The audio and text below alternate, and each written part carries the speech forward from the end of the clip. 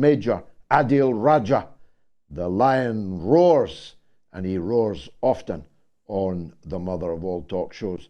Major Raya, thank you for joining us again. This came out of the blue for me.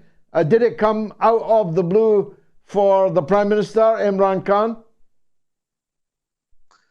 No, obviously not, George, because he was expecting it. He was very much expecting it. That is why he had recorded a video message earlier before his arrest, which was released after his arrest to the wide world. Now, from the outset, George, let it be very clear that Imran Khan was facing 150 cases.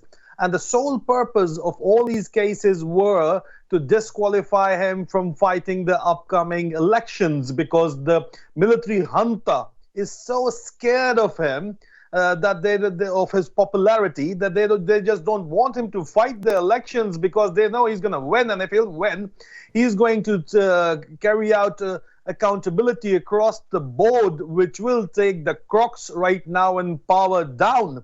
So definitely he knew it was very much expected. Yeah, George. Now, this is a page out of the Joe Biden-Donald Trump playbook. They're terrified that Trump will defeat them, so they'll do anything using lawfare, hundreds of charges, indictments, and so on. So far, they haven't put Trump in prison, and in the US, you can even be elected president from prison. What will happen to Imran now that he is behind bars? Well, you see, George, there is no comparison between US, a free country, and Pakistan, a colony of the West, US-led West, and now China as well. You know what happened? The false flag operation of 9th May, that was his first arrest. There was a false flag, huge false flag operation conducted by the military intelligence and by what we call the Galloway. There's the political workers of the ruling party who instigated the mobs, created a violent situation, and then they went on a crackdown against PTI. They jailed 20,000 workers of PTI in Pakistan. They broke the houses. They took away mothers, daughters, and even wives of political workers. Even army officers and their wives were picked up who were siding with Imran Khan. An example was created. There was a crackdown in media. Everybody was forced shut in Pakistan, and then they went out on a transnational repression operation throughout the world. And surprisingly and astonishingly enough, I fell a personal victim of it here in the UK. You know very well that I fled my country. I fled the wrath of the fascist government over there, whom I was serving. In fact, I came here to the UK thinking that there would be freedom of speech here, and I would be able to, raise voice for democracy over here. But in fact, I fell victim to the transnational repression, which is part of the global operation by the Pakistani fascist state. But surprisingly, only the British authorities collaborated with the Pakistani authorities in this regard, whereas the US authorities, they did not involve themselves in this transnational repression, or even the Canadian authorities did not involve themselves in the transnational repression. But over there, they are carrying out an operation called Operation Margala.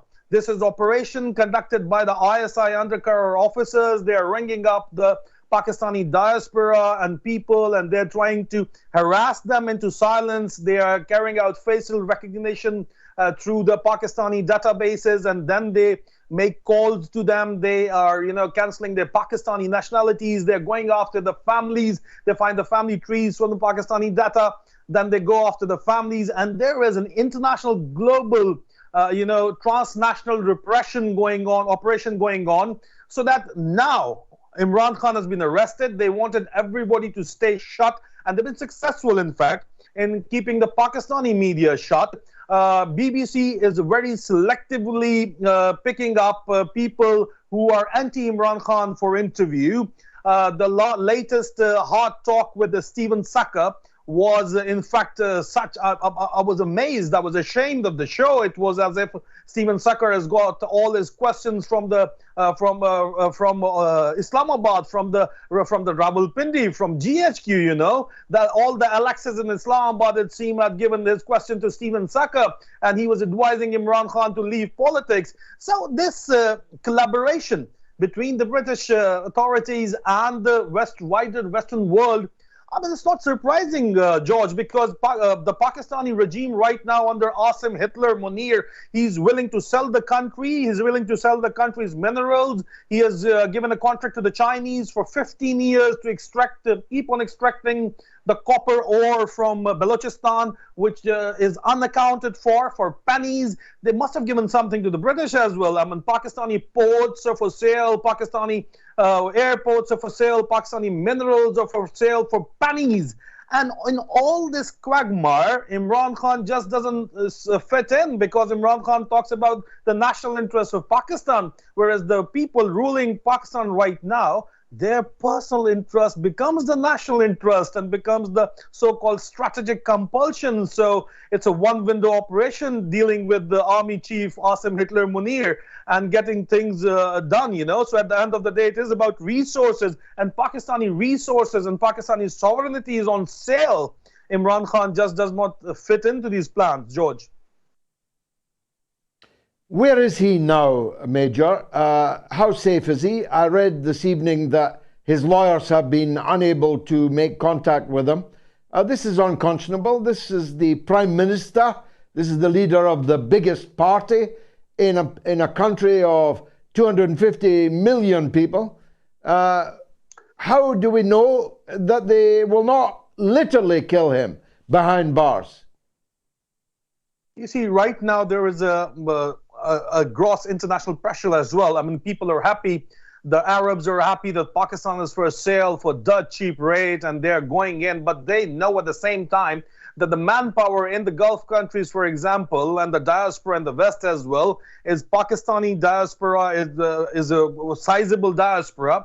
And this diaspora overwhelmingly support Imran Khan. So there is a pressure on the Pakistani state to, you know, keep him to keep him safe and to keep him alive. Having said that, Imran Khan has been sentenced 3 years in prison and 5 years disqualification from contesting for a public office has been ordered against him by a junior court, by a judge who is himself compromised, by a judge who has been making Facebook posts against Imran Khan, derogatory Facebook posts with pictures against Imran Khan, and the judge has acknowledged that, and the judge is right now in the UK, in Hull University. He's attending a 5-day course, you know. We are writing to the Chancellor, Vice Chancellor of the Hull University to have a look into what kind of people he's hosting on behalf of Commonwealth. So this guy, he's got no moral ground, no moral standing, but this is the judiciary for you in Pakistan right now.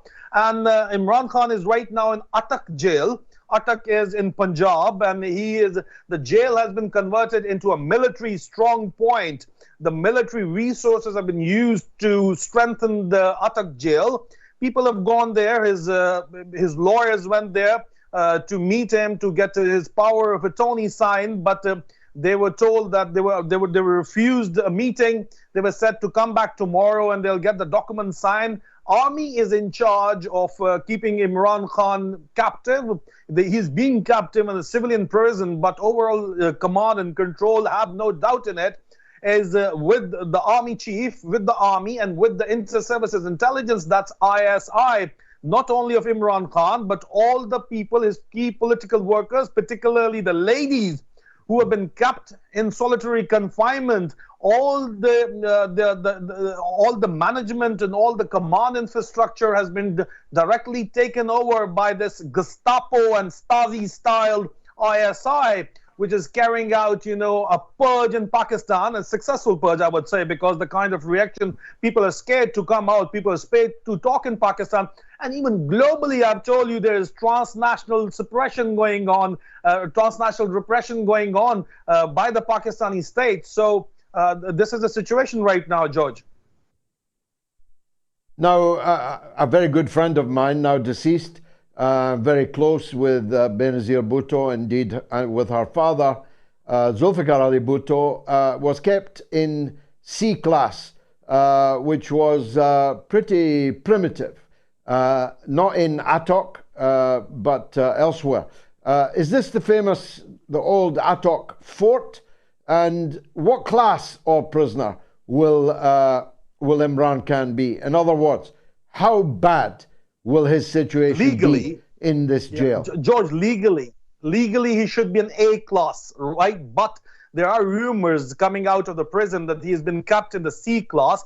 He was arrested from Lahore. He was honorably arrested and escorted up to Islamabad, but he wasn't kept there in Rawalpindi, Islamabad, but moved to Attock. Now it's got a symbolic relevance. Why he's been kept in Attock is because Nawaz Sharif has been kept in Attock. So Nawaz Sharif wanted a revenge, whereas it was not Imran Khan who got Nawaz Sharif arrested. It was President Musharraf who got Nawaz Sharif arrested, and he was kept in the Attock fort with the Special Services group of commandos, where he used to cry, and he used to cry so much with tears that the commanding officer, I was there, I was an eyewitness. The commanding officer, he got scared that he might die of heart attack or something. So they gave him special kind of food, but he will still cry. So what he did was he got Nawaz Sharif out, and they gave him a whistle, and they made him a referee in a volleyball match, so that he would come out and he would participate, and that's what actually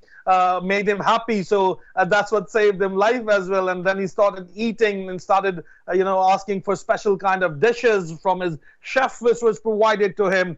Imagine that. But nothing like that is provided to Imran Khan. Imran Khan is being kept in the highest maximum security prison.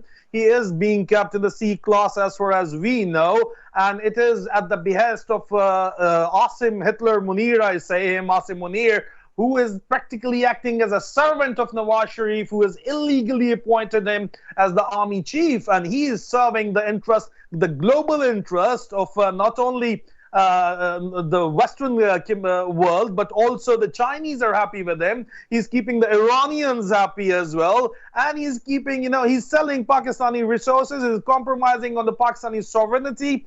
There is talk going on in the town that the next surgical strike before Indian election of Modi would be conducted in Kashmir, and the Pakistanis are being asked to stay quiet in response to that. Modi can get re-elected. That's why I say that he's dealing in the sovereignty of Pakistan as well. Now Imran Khan, simply does not fit in any of this equation. This blatant sale of the Pakistani assets, Pakistani sovereignty, and what we call in our language, George, is Pakistani ghairat. The ghairat is an Urdu word. I failed to find a translation in English for this word, but it does. The closest match could be dignity.